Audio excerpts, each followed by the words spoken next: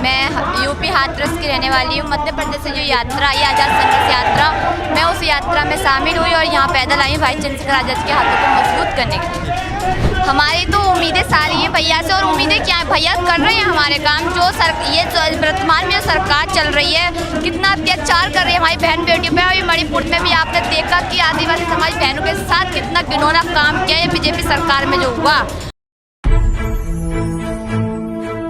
चंद्रशेखर आज़ाद को लेकर दीवानगी बढ़ती जा रही है युवाओं में। मध्य प्रदेश से 250-300 युवाओं का दल पैदल मार्च करते हुए उनके समर्थन में जंतर मंतर पहुंचा है। ये तमाम लोग यहाँ पे दिख रहे हैं आपको, और पीछे तमाम फैले हुए लोग हैं जो आए हैं। आपका नाम क्या है? जी, मैं नीरज चंदसोरिया, प्रदेश महासचिव आज़ाद समाज पार्टी मध्य प्रदेश। आप बता रहे थे कि आप पैदल मार्च करते हैं। जी, हम बड़े भाई चंद्रशेखर आज़ाद पर हुए हमले के विरोध में इस पूरे देश के अंदर एक मैसेज देने के लिए कि आज अगर इस देश का Bahujan Samaj SC ST OBC minority के लोग इकट्ठे नहीं हुए तो आज ये जो हमला हुआ चंद्रशेखर आज़ाद जी पे, ये और भी बहुजन समाज के नेताओं के ऊपर हो सकता है, और ऐसी घटनाओं की हम घोर निंदा करते हैं। इसीलिए हम ग्वालियर से पैदल मार्च करते हुए ग्वालियर से मुरैना से धौलपुर राजस्थान, उसके बाद आगरा से मथुरा, वृंदावन, कोसीकला उत्तर प्रदेश, उसके बाद पलवल, फरीदाबाद होते हुए दिल्ली जंतर मंतर आए हुए। जी, तो ये क्यों आप लोगों ने सोचा कि पैदल मार्च करके आना है? आप लोग आराम से बस से भी आ सकते थे। जी, बस से भी आ सकते थे।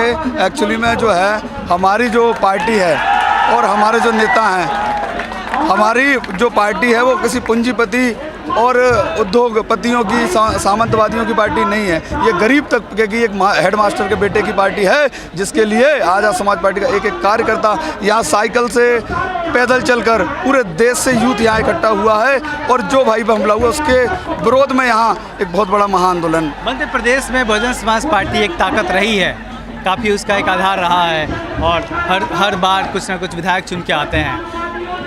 क्या अब बहुजन समाज पार्टी से जो समर्थक हैं, बहुजन समाज के लोग, दलित समाज के लोग, वहाँ अब शिफ्ट हो रहे हैं? जी, आप देख सकते हैं इसके लिए एक जीता जाता उदाहरण। बड़े भाई चंद्रशेखर आज़ाद जी ने मध्य प्रदेश के मुरैना से 10 जनवरी को एक ऐलान किया था कि 12 फरवरी को मध्य प्रदेश में आरक्षण के समर्थन में भोपाल में मैं इतने पैरों के साथ आऊँगा कि यहाँ जो है वो जगह जो कम पड़ जाएगी। उसमें लगभग एक प्रिंट मीडिया के द्वारा छापा गया, मनुवादी मीडिया के द्वारा छापा गया कि 5 लाख से अधिक लोग उस आंदोलन में थे। तो आप इससे अनुमान लगा सकते हैं, जब मनुवादी लोग ये बात कह रहे हैं कि 5 लाख से लोग अधिक थे वहाँ, तो कितने लोग वहाँ उपस्थित हुए। तो आप ये समझ सकते हैं ये आज़ाद समाज पार्टी की दस्तक है पूरे मध्य प्रदेश के अंदर और पूरे देश के अंदर। चंद्रशेखर पे जो हमला हुआ उसके पीछे की वजह क्या मानते हैं? आप देख सकते हैं कि पूरे देश के अंदर लगातार आज़ाद समाज पार्टी भीम आर्मी के बढ़ते कारवां को, भाजपा सरकार को डर है कि कहीं उनकी कुर्सी नहीं चली जाए, इसीलिए ये जो उनके ऊपर कायराना हमला किया। मैं तो मानता हूँ कि सरकार के षड्यंत्र के द्वारा ये उनको मतलब हमला किया गया उनके ऊपर। जी, बहुत बहुत शुक्रिया। तो जी, आप भी वहीं से आए हैं, बताइए। तो सबसे पहले तो दलित दस्तक का आप बहुत बहुत आभार। मेरा नाम पिंटू करदम है, मैं जिला मीडिया प्रभारी आज़ाद समाज पार्टी मथुरा से हूँ। तो जैसा कि आज आपको मालूम है, आज हम 21 जुलाई 2023 को यहाँ पर जंतर मंतर पर एकत्रित हुए, जो कि 28 तारीख को इस सरकार के इशारों पर बड़े भाई चंद्रशेखर आज़ाद जी जो कि युवा दिलों की धड़कन है, और जहाँ पर ही शोषण अत्याचार चाहे आदिवासियों पर, पीड़ितों पर, महिलाओं पर, खिलाड़ियों पर, पहलवानों पर, दलितों पर, मुस्लिमों पर, जहाँ कहीं भी शोषण अत्याचार होता है, सबसे पहले आवाज़ उठाने का काम यदि को करता है तो बड़े भाई चंद्रशेखर आज़ाद और भीम आर्मी का एक एक कार्यकर्ता करता है। और वहाँ पर बड़े भाई चंद्रशेखर आज़ाद जी पर हमला हुआ, लेकिन इस सरकार की जो पुलिस है उसने 17-18 साल के लोगों को गिरफ्तार कर लिया। कि आप बता सकते हैं कि जिन लोगों को एक गुस्सा है लोगों में गिरफ्तार। जी, आप भी पैदल आए? जी, आप कहाँ से?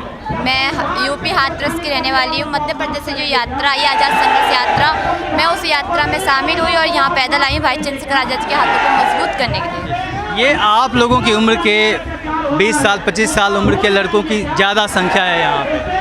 ये युवा जो है, ये यूथ है, ये चंद्रशेखर से क्या उम्मीद करता है? आपकी क्या उम्मीद है? हमारी तो उम्मीदें सारी हैं भैया से, और उम्मीदें क्या है, भैया कर रहे हैं हमारे काम। जो ये वर्तमान में जो सरकार चल रही है, कितना अत्याचार कर रही है हमारी बहन बेटियों पे। अभी मणिपुर में भी आपने देखा कि आदिवासी समाज बहनों के साथ कितना घिनौना काम किया है बीजेपी सरकार में जो हुआ।